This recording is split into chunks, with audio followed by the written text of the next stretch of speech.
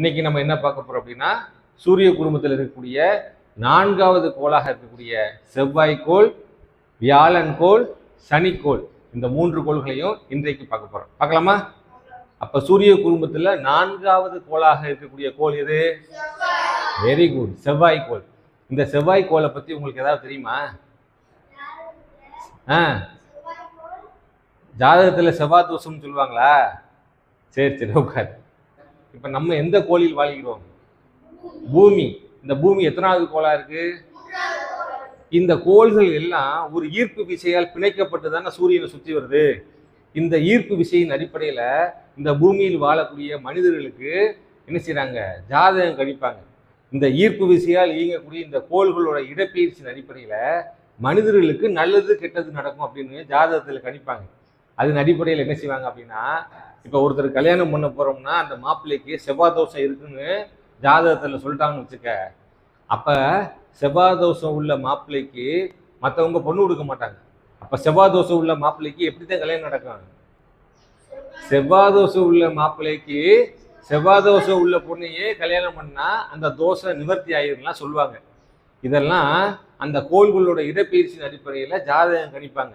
இப்படி செவ்வாய் தோஷம் இருக்குதுன்னு கணிக்கக்கூடிய இந்த கோளுக்கு ரோமானிய பேர் என்ன அப்படின்னா மார்ஸ். சரியா? இந்த ரோமானிய சொல்லுல, ரோமானிய வார்த்தையில மார்ஸ் என்றால் என்ன பொருள்னு சொன்னேன்? போர்க்கடவுள். ரோமானியர்களோட போர்க்கடவுளின் பேர் தான் என்னன்னா மார்ஸ். இந்த மார்ஸ் கோள் என்ன கலர்ல இருக்கும்? செந்நிற கலர்ல இருக்குமா. இப்ப நாம இருக்கக்கூடிய இந்த கோள் நிலவிலிருந்து பார்க்கும் பொழுது எப்படி தெரியும் சொன்னேன்? வெரி குட்ரா, ஊதா கலர்ல தெரியுது. ஏன்னா விண்வெளியில் நீல முத்து அப்படின்னு சொல்லுவாங்க. நமது புவியானது விண்வெளியில் நீல முத்து போல காட்சியளிக்குமா. ஏன் அது அப்படி காட்சியளிக்குது அப்படின்னா, நம்மளோட பூமியில பெரும்பான்மையான பகுதி, அதாவது 71% என்னதான் இருக்கு? கடல் தான் இருக்குது. அப்ப கடலோட கலர் எப்படி தெரியுது? நீல கலர்ல தெரியறதுனாலதான் நம்ம பூமி விண்வெளியில இருந்து பார்க்கும் பொழுது எப்படி தெரியுது? நீல கலர்ல தெரியுது. அதைத்தான் நம்ம என்ன சொன்னோம்? ப்ளூ பிளானட்னு சொன்னோம். அதே போல நீர்க்கோளமா இருக்கிறதுனால இது வாட்டரி பிளானட்னு சொன்னோம். அதே போல இந்த செவ்வாய்க்கோள் எப்படி தெரியும் அப்படின்னா, இங்க இருந்து பார்க்கும் பொழுது செந்நிற கலர்ல தெரியும். இந்த கோள் ஏன் செந்நிறமா காட்சியளிக்குது? இந்த கோள்ல இரும்பு ஆக்சைடு இருக்கு. இரும்பு ஆக்சைடோட வேதியியல் குறியீடு என்ன? Fe2O. அதெல்லாம் பிற்காலத்துல படிப்பீங்க. சரியா? அப்ப இந்த செவ்வாய்க்கோள் செந்நிறமா காட்சியளிப்பதற்கு காரணம் என்ன? இரும்பு ஆக்சைடு. இரும்பு ஆக்சைடு அப்படின்ற ஒரு வேதிப்பொருள் இருக்கிறதுனாலதான் இந்த கோள் செந்நிறமா காட்சியளிக்குது. சரியா? அடுத்து இப்ப நம்ம வாழக்கூடிய பூமியிலேயே துருவ பகுதிக்கு போனோம்னா அங்க என்ன இருக்கும்? பனி நிறைந்திருக்கும். அதே போலதான் செவ்வாய்க்கோளோட துருவ பகுதியில ஐஸ் கேப்ஸ் இருக்கு. என்னது? பனி கவிகைகள் இருக்கும். இதுலயும் செவ்வாய்க்கோள்லயும் துருவ பகுதியில் என்ன இருக்கும்? ஐஸ் கேப்ஸ் என்று சொல்லப்படக்கூடிய பனி கவிகைகள் இருக்கும். சரியா? இப்ப நம்ம பூமியோட துணைக்கோள் பேர் என்ன? வெரி குட்ரா, நிலா. சரியா? அதே போல இந்த செவ்வாய்க்கோளுக்கு துணைக்கோள் இருக்கு. அதோட பேரு என்ன அப்படின்னு சொல்ல போறேன். நல்லா கவனமா கவனிங்க. சரியா? பூமிக்கு துணைக்கோளாக சந்திரன் இருப்பது போல செவ்வாயோட துணைக்கோள்கள் ஹோமஸ், டீமஸ். மனப்படம் பண்ணிடுவீங்களா? இந்த செவ்வாய்க்கோள் எப்படி இருக்கு, அந்த செவ்வாய்க்கோள்ல என்ன மாதிரியான தனிமங்கள் இருக்கு அப்படின்னு ஆராய்ச்சி பண்ணுவதற்காக இங்க இருந்து நம்ம என்ன செஞ்சிருக்கோம்? சேட்டலைட் அனுப்பி அங்க என்ன நடக்குது அப்படின்றத ஆராய்ச்சி பண்ணியிருக்கோம். அதுல முதல் நாடு எதுனா ரஷ்யா. அதுக்கடுத்து அமெரிக்க ஐக்கிய நாடோட நாசா விண்வெளி ஆராய்ச்சி நிலையம். அதுக்கடுத்து ஐரோப்பிய ஆராய்ச்சி நிலையம். அதுக்கடுத்து 4வது நிலையில் இருக்கக்கூடிய நம்ம நாடு தான் இஸ்ரோ என்ற விண்வெளி ஆராய்ச்சி நிலையத்தின் மூலமாக நம்ம என்ன செஞ்சிருக்கோம்?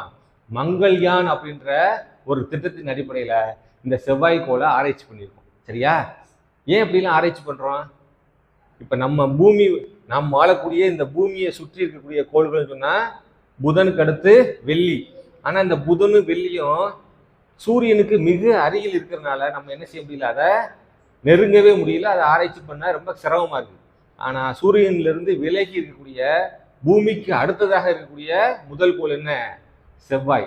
இந்த பூமிக்கு அடுத்ததாக இருக்கக்கூடிய செவ்வாய்க்கோளை ஆராய்ச்சி பண்ணுவதன் மூலமாக ஏதாவது விஷயங்கள் நமக்கு கிடைக்குமான்றதுக்காக தான் என்ன செஞ்சிருக்கோம்? இப்ப செவ்வாய்க்கோளை ஆராய்ச்சி பண்ணுவதற்காக மங்கள்யான் என்ற திட்டத்தின் அடிப்படையில செவ்வாய்க்கோளை ஆராய்ச்சி பண்ணியிருக்கோம். சரியா? இப்ப செவ்வாய்க்கோளுக்கு அடுத்த கோள் என்ன? வியாழன். ஜாதகத்துல குரு பகவானோட ஆட்சி நடக்கிறதுனால உங்களுக்கு இனிமேல் எல்லாமே நல்லதுதான் நடக்கும் அப்படின்லாம் சொல்லுவாங்கல்ல, கேள்விப்பட்டிருக்கியா?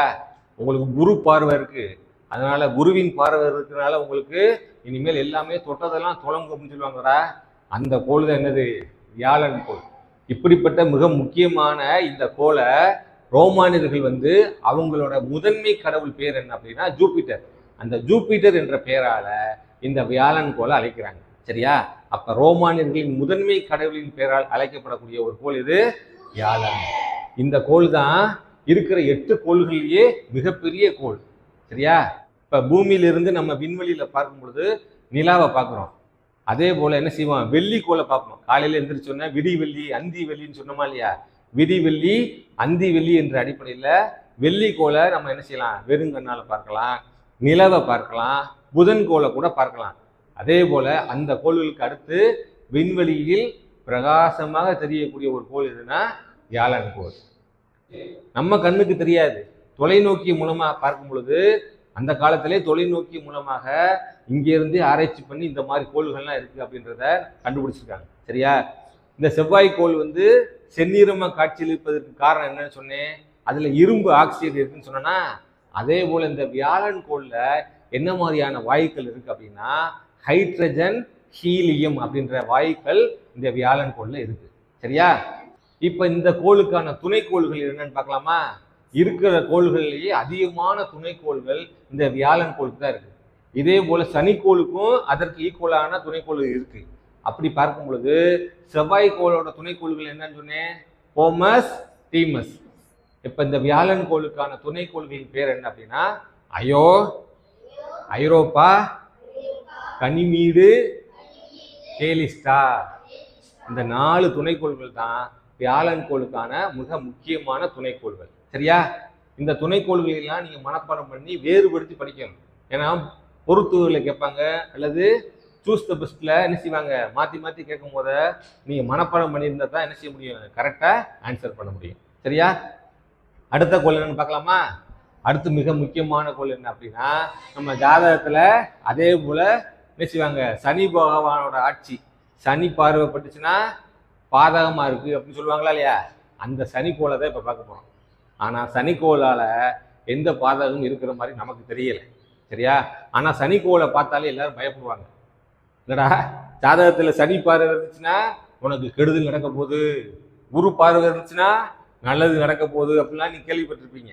அது மாதிரி இந்த சனிக்கோளை சுற்றி ஒரு வளையம் இருக்கும். இந்த சனிக்கோளை பார்த்த உடனே நம்ம எளிமையாக கண்டுபிடிச்சிடலாம்.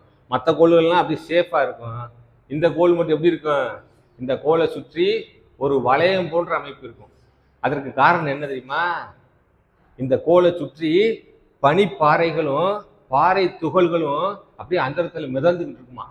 அது பார்ப்பதற்கு எப்படி தெரியும், ஒரு ரிங்கு போல காட்சியளிக்கும். அப்ப சூரிய குடும்பத்தில் இருக்கக்கூடிய 8 கோள்களையும் மிகப்பெரிய கோள் எதுன்னு சொன்னேன்?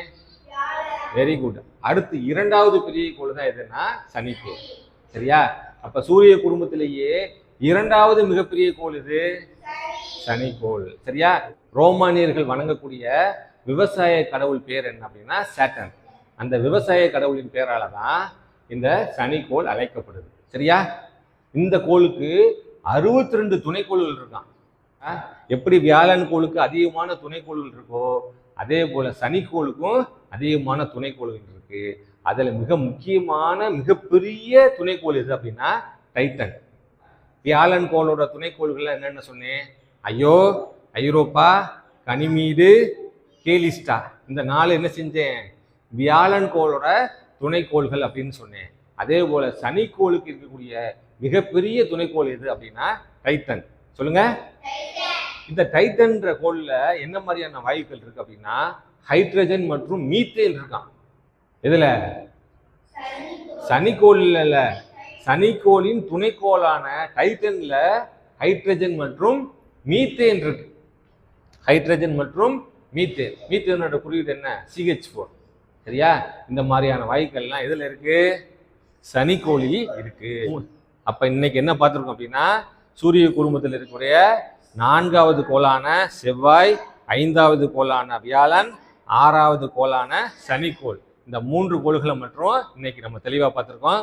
இதிலிருந்து போட்டித் தேர்வுகளில் மாற்றி மாற்றி உன்னை குழப்பற மாதிரி அதிகமான கொஸ்டின்ஸ்லாம் வரும். அதனால தான் இவ்வளோ தெளிவாக உனக்கு மன வரைபடமாக வரைஞ்சி இதை விளக்கியிருக்கேன். சரியா? அப்போ இந்த 3 டாபிக்லேருந்து என்ன கேள்வி கேட்டான்னு சொல்லிடுவீங்களா? சனிக்கோளின் துணைக்கோள் பேர் என்ன? டைட்டன். Very good. கேட்டவுடனே பட்டு நடிக்கிறானே. நீ சொல்லு. செவ்வாய் கோளோட துணைக்கோள்களின் பேர் என்ன?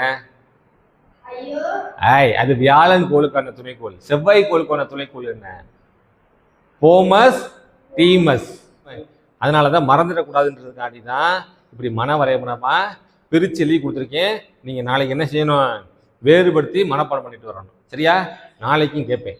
இதே போல நாளைக்கு என்ன பார்க்க போறோம் அப்படின்னா, மீதம் இருக்கக்கூடிய யுரேனஸ், நெப்டியூன் இந்த 2 கோள்களுக்கான விளக்கத்தை நாளைக்கு பார்த்துருவோம். சரியா?